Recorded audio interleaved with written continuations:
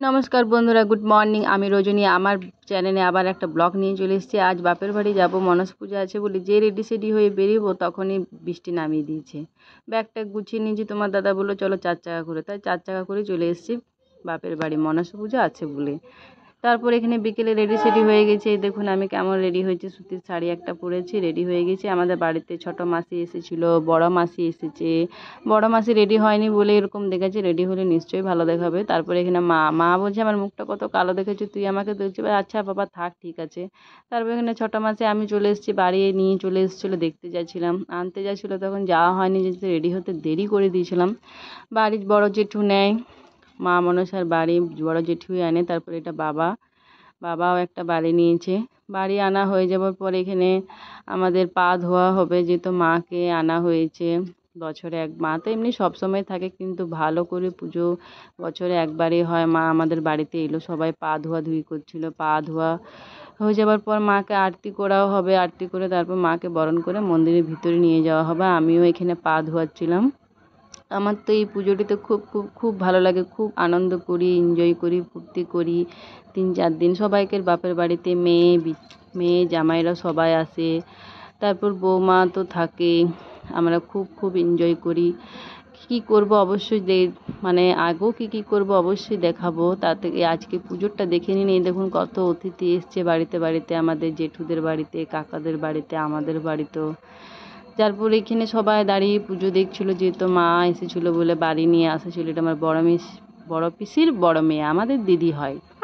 পা ধোয়াধুয়ি হয়ে যাওয়ার পর আরতি করা হবে। আরতিতে কেউ বলছে 5 বার করতে হয়, কেউ 7 বার করতে হয়। এখানে দিদি উলু দিচ্ছিল, তা আমরা 5 বারই করেছিলাম মনে হয়, আমার মনে নেই যেটা। তারপর প্রদীপ টদীপ জ্বালিয়ে এটা বড় জেঠু বৌমা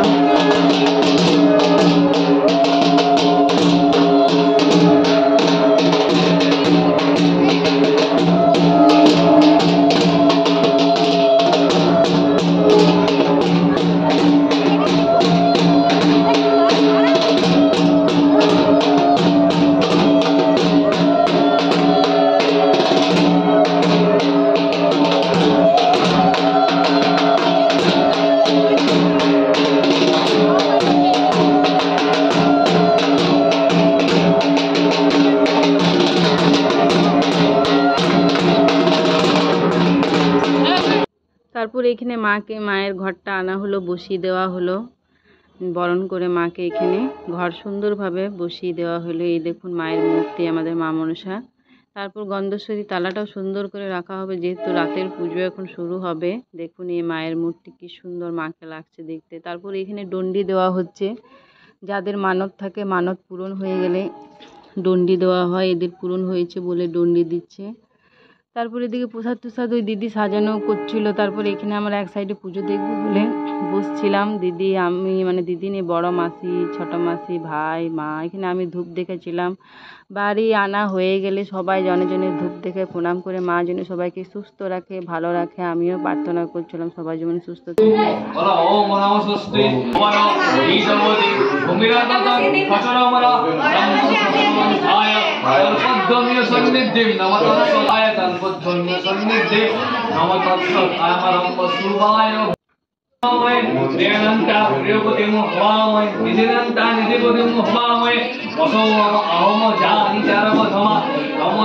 এখানে আমরা এক সাইডে বসে পুজো দেখছিলাম সবাই মিলে, সব পরিবার আত্মীয় স্বজন। এই দেখুন আমার দিদির মেয়ে হাই করছে, এটা বড় জেঠুর ছেলের বৌদির ছেলে আমার সঙ্গে বসেছিল, ওকে একটু তুললাম।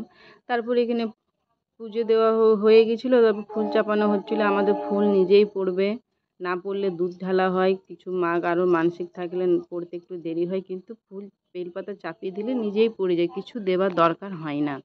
দেখুন পদ্ম ফুলটা কি সুন্দর পড়ে যাবে। যারা যারা উপোস করে তারা সবাই ফুল চাপায়, আমিও চাপিয়েছিলাম। দেখুন ফুলটা কি সুন্দর পড়ে গেল। তারপর এখানে পুষ্পাঞ্জলি দেওয়ার জন্য সবাই দাঁড়িয়ে গেল।